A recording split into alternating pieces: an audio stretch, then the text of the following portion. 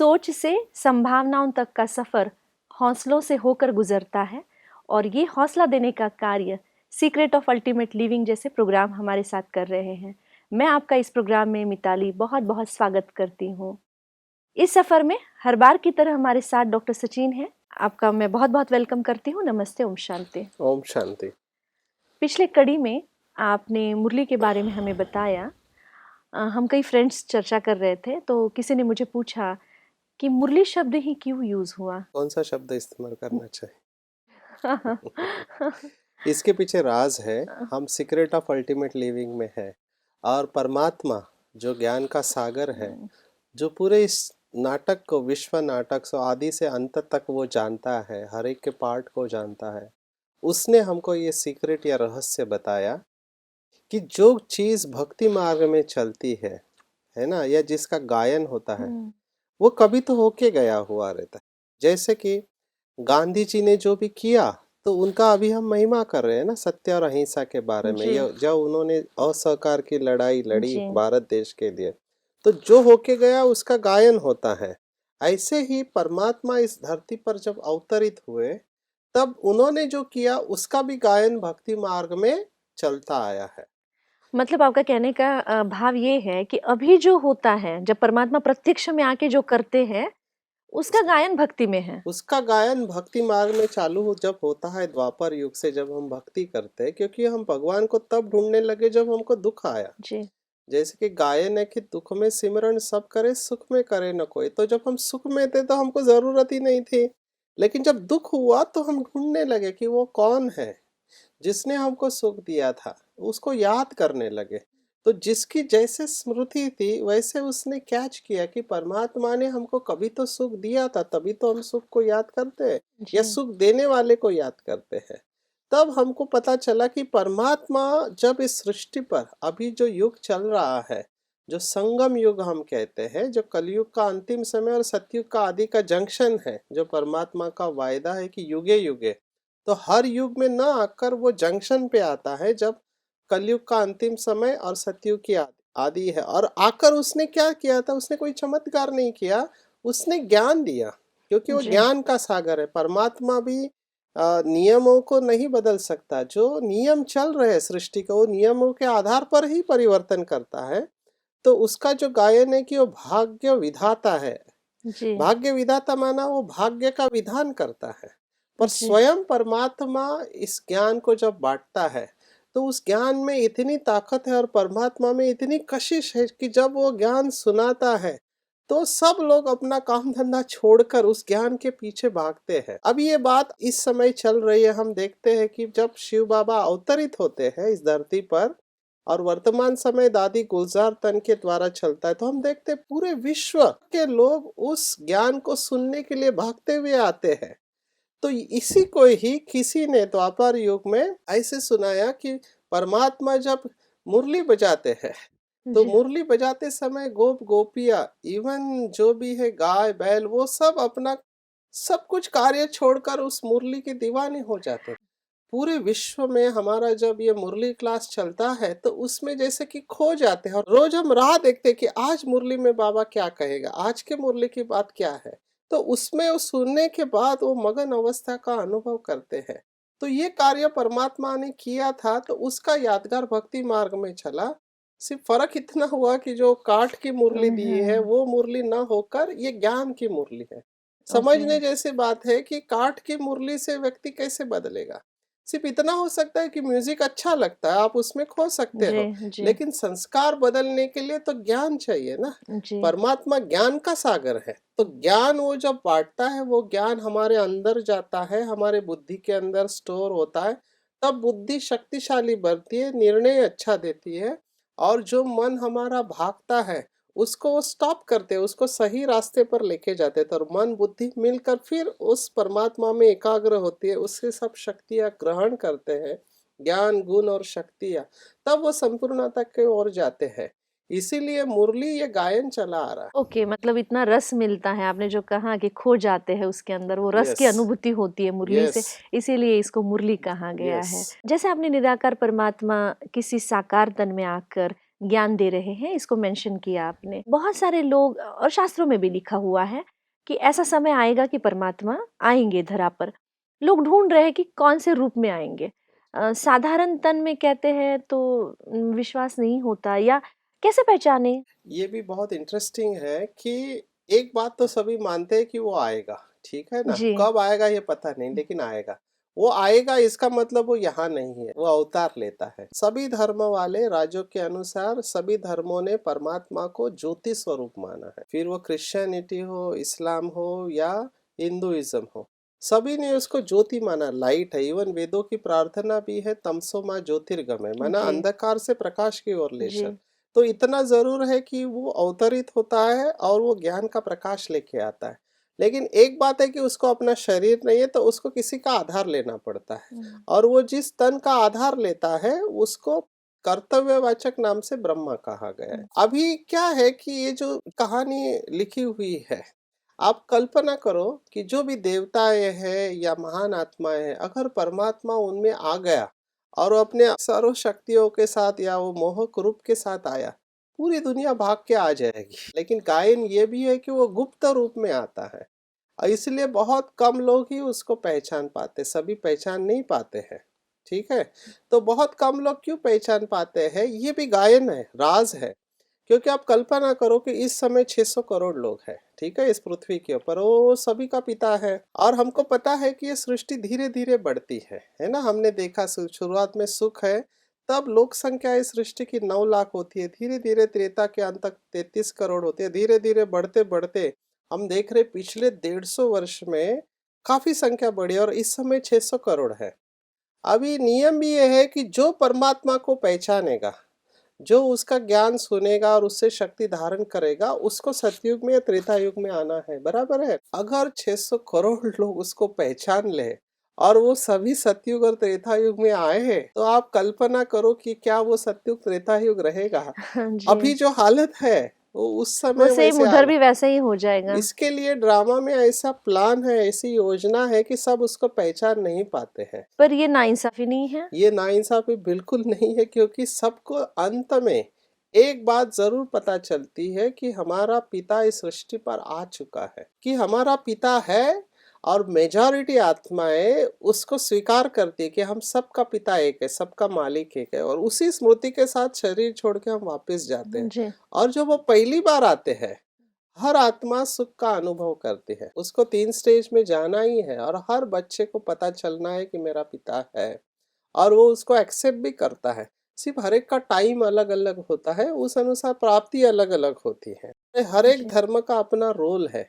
इसके बारे में ज्यादा विस्तार से हम इस एपिसोड में नहीं ले सकते, लेकिन इतना जरूर जी। कह सकते हैं कि अगर इसके बारे में आपको विस्तार से जानना है तो ब्रह्मा कुमारी के हर शाखा में 7 डेज कोर्स दिया जाता जी। है। उस 7 डेज कोर्स में चित्रों के साथ इसके ऊपर समझाया जाता है। जी। यहाँ पर हम सीक्रेट ऑफ अल्टीमेट लिविंग में ज्यादा करके ये ले रहे हैं कि रोजमर्रा के जीवन में मुझे मेडिटेशन कैसे फायदा करेगा। हम साइंस जी। ऑफ मेडिटेशन के ऊपर सुन रहे हैं, तो ये फिलोसॉफिकल जो नॉलेज है उसके डिटेल में हम सेंटर पे ले सकते हैं। लेकिन यहाँ पे हम ये ध्यान में रखें कि अगर हम नियमित रूप से मेडिटेशन करें, थोड़ा समय अपने लिए निकालें और थोड़ा ज्ञान सुने, तो आपके अंदर परिवर्तन हो सकता है। जी। और आपके संस्कार या आदतें, जिससे आप स्वयं परेशान हैं, आपके घर वाले परेशान हैं, आप उनके अंदर परिवर्तन देख सकते हैं। कुछ दिन अपने लिए मुझे लगता है टाइम देना ज़रूरी है। टाइम देना जरूरी है। मतलब मैं एक्सपेरिमेंट करने के लिए भी आपको टाइम देना ज़रूरी है, यस, क्योंकि तब तक तो कोई एक्सपीरियंस आने से रहा। देखो मैं अपना अनुभव सुनाता हूँ। हुँ। मैंने भगवान को मैं मानता नहीं था, हुँ। मैंने घर में सब मानते थे, मैं जाता भी था मंदिरों में क्योंकि वहाँ का वातावरण अच्छा लगता था। लेकिन परमात्मा कोई चमत्कार करता है या खंबे में से बाहर आएगा या कुछ करेगा, ये बातें मेरे बुद्धि स्वीकार नहीं करती थी। जी। तो उपवास नहीं करता था। घर में कुछ लोग करते थे हमारे उपवास, तो मेरे को भूख लगता था, मैं मतलब मेरे को उपवास नहीं करना है, तुम करो।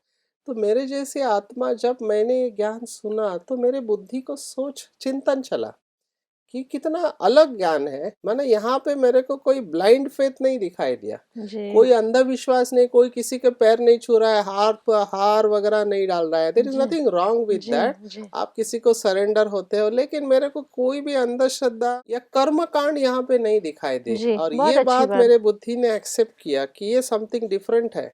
और ये नॉलेज है यहाँ पे, नॉलेज के आधार पर है। तो नॉलेज मुझे अच्छा लगा, ये भी पता चला कि yes this is something different, लेकिन एक अंदर से आ रहा था कि इसका अनुभव होना ज़रूरी है, नहीं तो हम भी किताबों में कहीं खो जाएंगे। जी, बहुत ज़रूरी है, बहुत सही बात आपने बताई कि इसको अनुभव में लाना ज़रूरी है और वो यस, अनुभव आपने किया यस, और इसकी वजह से आप इसमें आगे बढ़े। यस, बुद्धि जैसे स्वीकार करते गई अपने में परिवर्तन महसूस करने लगा, कितना अहंकार, कितना क्रोध, कितने विकार भरे हुए हैं। वो अपने आप ही कम होने और लगे। धीरे धीरे ये कम होने का प्रोसेस है, you have to keep patience, ठीक जी, है ना, जी। इसमें पेशेंस लगता है।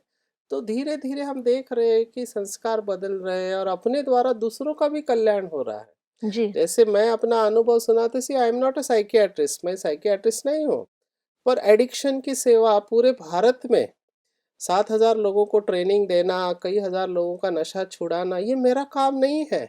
ये जी। स्पष्ट अनुभव है कि परमात्मा यूज कर रहा है। तो जब इस ज्ञान को हमने एक्सेप्ट किया बुद्धि में, जब एक्सेप्ट किया और अपने को सरेंडर किया, तो देखा कि परमात्मा आपको यूज कर रहा है। तो आपका तो कल्याण होता ही है, लेकिन आपके द्वारा दूसरों का भी कल्याण हो रहा है। जी। जैसे हम अभी ये चर्चा कर रहे हैं, तो जो भी दर्शक हमारे देख रहे हैं, वो खुद भी अनुभव करेंगे और शायद वो दूसरों को भी सुनाए जी, कि आप जी। भी ये चैनल देखो, पीस ऑफ माइंड चैनल, इससे हमको ये बातें सुनने को जी, मिली। जी। जैसे हमको फीडबैक मिलते हैं कि ये सीक्रेट ऑफ अल्टीमेट लिविंग देखते हैं, तो एक माता ने मुझे सुनाया, वो मैं अनुभव शेयर करना चाहूँगा साउथ से। उसने कहा मेरे पति कभी ये ज्ञान को नहीं सुनते थे, लेकिन आपका एक एपिसोड सुना, आपका जीवन परिवर्तन का अनुभव सुना, तो उनको अच्छा लगा, अभी वो सुन रहे हैं। जी, कहीं लॉजिक के साथ में साइंटिफिक बैकग्राउंड के साथ में भी आप हैं और फिर आप इमोशंस, एक्सपेरिमेंट सबको यूज़ करते हुए जिस तरह से आपने लाया डेफ़िनेटली बहुत बड़ी बात है वो। यही मैं बता रहा हूँ कि अपना तो कल्याण होता है, दूसरों का भी होता है। तो मैं सबको यही कहूँगा कि एज़ ए एक्सपेरिमेंट आप करके देखो। हाँ, ये बहुत इम्पोर्टेंट मैं है। ये कहता हूँ कि जैसे हम सब करते हैं, किसी के पास जाते हैं, तो आप यहाँ पर आके एक एक्सपेरिमेंट करके देखो।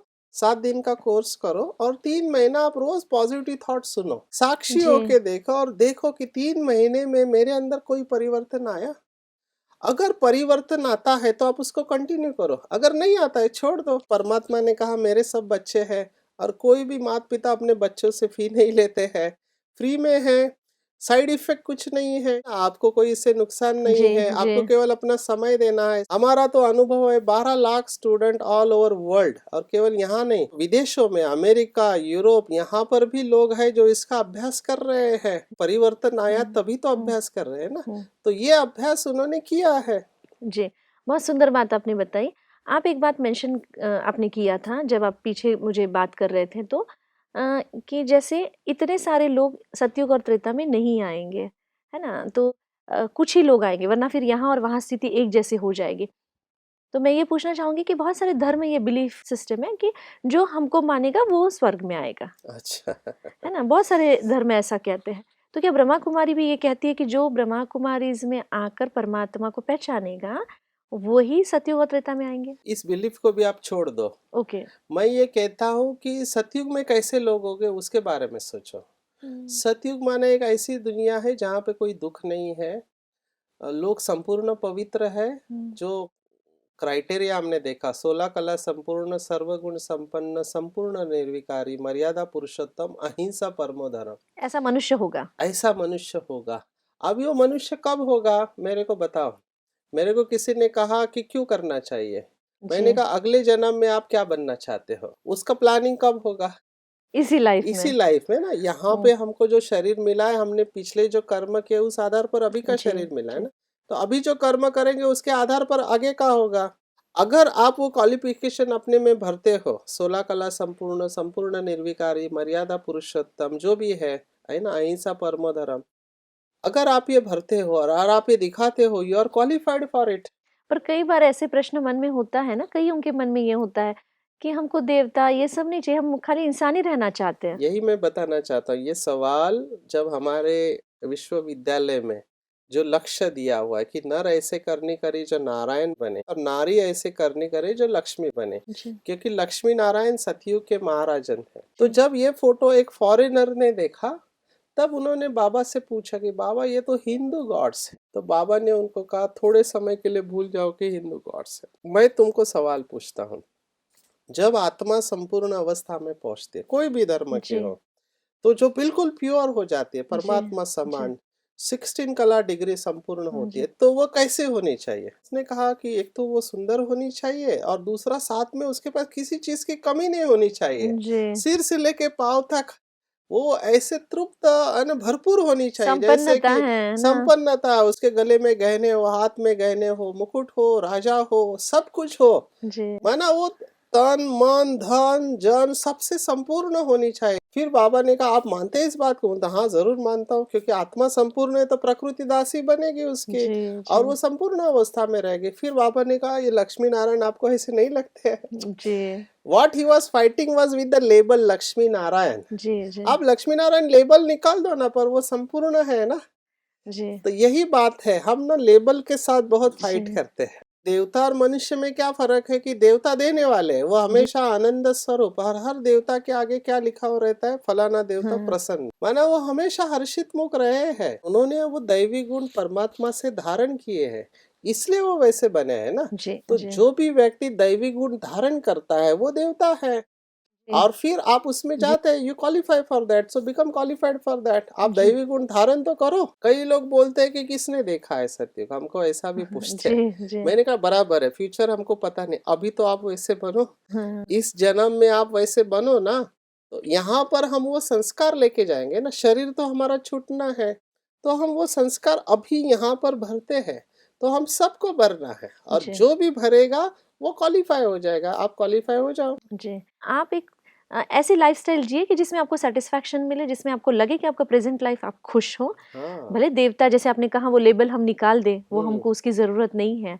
लेकिन ये भी सोचने की ज़रूरत नहीं कि कौन आएगा, कौन जाएगा। इसकी भी हमको बहुत चिंता करने की ज़रूरत नहीं है। हमारा प्रेज़ेंट लाइफ़ अगर इसमें अच्छा ये है। देखे कि ज्ञान हमको ये कहता है हर एक रिलीजन का अपना रोल है और हर एक रिलीजन की आवश्यकता है। जी, ठीक है ना? जी, डिफरेंस ऑफ ओपिनियन सब जगह पे है। जी, तो there is nothing wrong about it, as far as you are respecting yourself, you are respecting others and you are not disturbing the peace. जी, तो नथिंग रॉन्ग विद इट। सतयुग एक ऐसी जगह है जहाँ पे सब एक दूसरे को सम्मान देते हैं, प्यार देते हैं और कोई डिस्टरबेंस नहीं।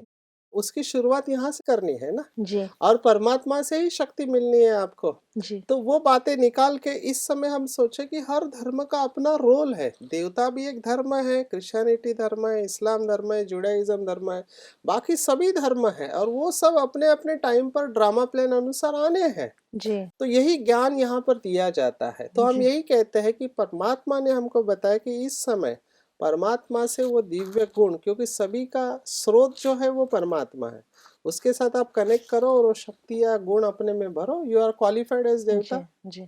बहुत सुंदर आपने हर प्रश्न के जवाब इतने सुंदर रीति से हमको एक्सप्लेन किए कि मैं समझती हूँ अगर दर्शकों के मन में भी अगर ये सवाल चलते होंगे तो उनको भी काफ़ी क्लियर इसके आंसर्स मिले होंगे।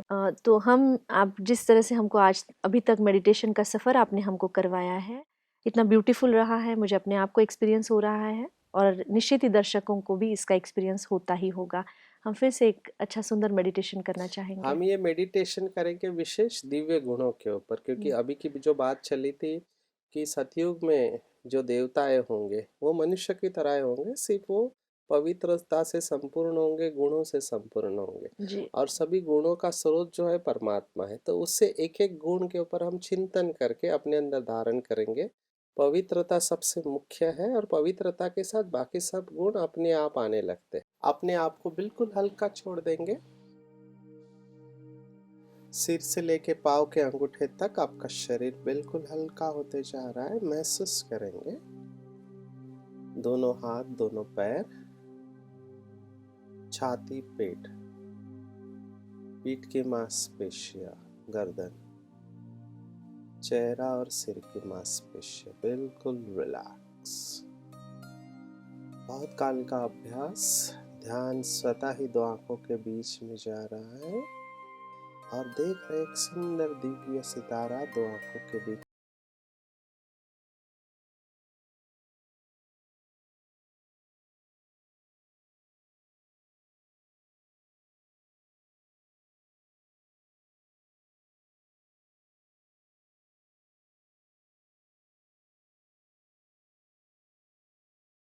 है। और मुझ आत्मा का पिता परमपिता परमात्मा शिव बाबा परम धाम में निवास करते हैं, जो 5 तत्वों से पार है। शिव बाबा सर्व गुणों और शक्तियों का भंडार है और उस परमपिता परमात्मा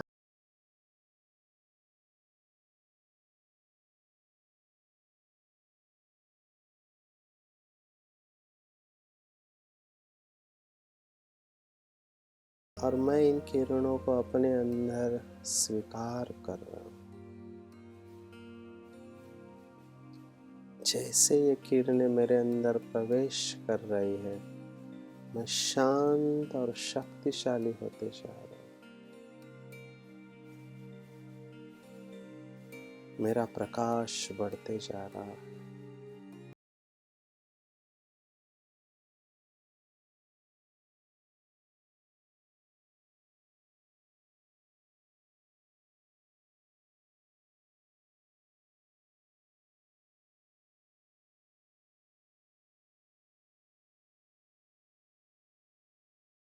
शांति की किरणों से मैं भी स्वयं को मास्टर शांति का सागर अनुभव कर रहा हूँ।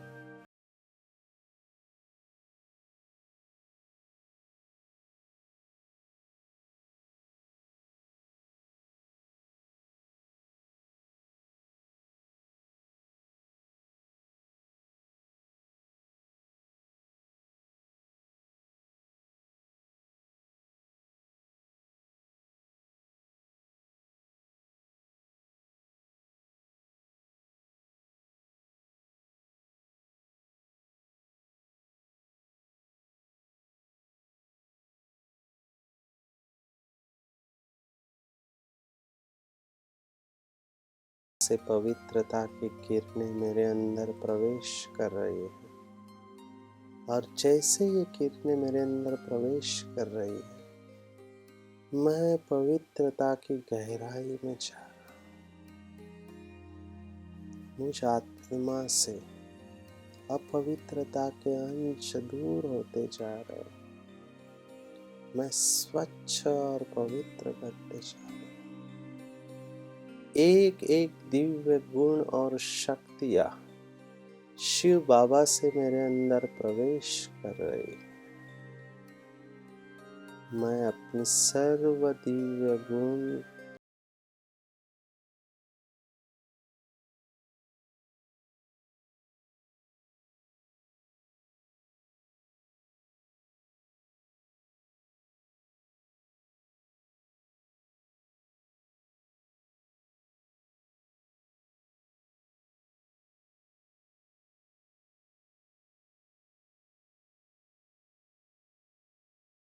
संपूर्ण संपूर्ण निर्विकारी मर्यादा पुरुषोत्तम और संपूर्ण अहिंसक, ये सभी गुण और शक्तियाँ परमात्मा से मेरे अंदर आ रहे हैं।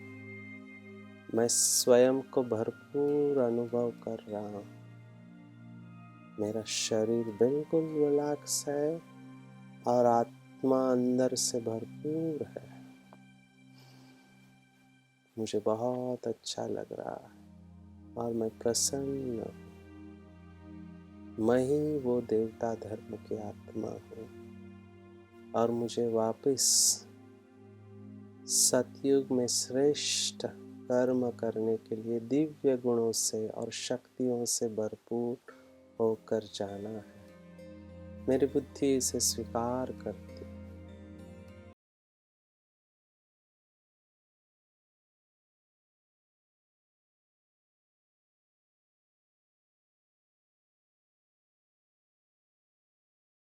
मानते हैं। पूरे इस एक्सपीरियंस में मैंने ये जाना कि क्या हम वो लेबल निकाल दें। जो आपने एक फॉरेनर का उदाहरण बताया, वो बहुत टचिंग था कि हम ये लेबल पर लटके हुए हैं कहीं ना कहीं, तो वो अगर हम निकाल देते हैं तो मैं समझती हूँ हर कोई इंसान अपने बिलीफ सिस्टम को चेंज कर सकता है और ये सफ़र में आगे बढ़ सकता है। अगर कोई भी एक्सपेरिमेंट कर रहा है तो उसके लिए आसान होगा इस सफ़र में आगे चलने के लिए। आपकी पूरी बातचीत के लिए आपका बहुत बहुत धन्यवाद। ओम शांति। आज हमने देखा कि किस तरह से मुरली शब्द आया, मुरली ही क्यों, भक्ति में इसका गायन किस तरह से होता है, परमात्मा जब प्रैक्टिकल में आकर वर्क करते हैं तो इसका गायन कैसे चलता है। उसके बाद हमने ये भी जानने की कोशिश की कि कैसे सतयुग और त्रेता के अंदर दुनिया इतनी सुंदर होगी, किस प्रकार के व्यक्ति होंगे और उसके संस्कार हमें यहाँ भरना है। तो इन सब बातों पर आप भी विचार कीजिए। अगर आपके कोई प्रश्न हैं तो आप हमें ईमेल कीजिए या फ़ोन से संपर्क कीजिए। नए सीक्रेट के साथ हम फिर से मिलेंगे, तब तक के लिए नमस्ते।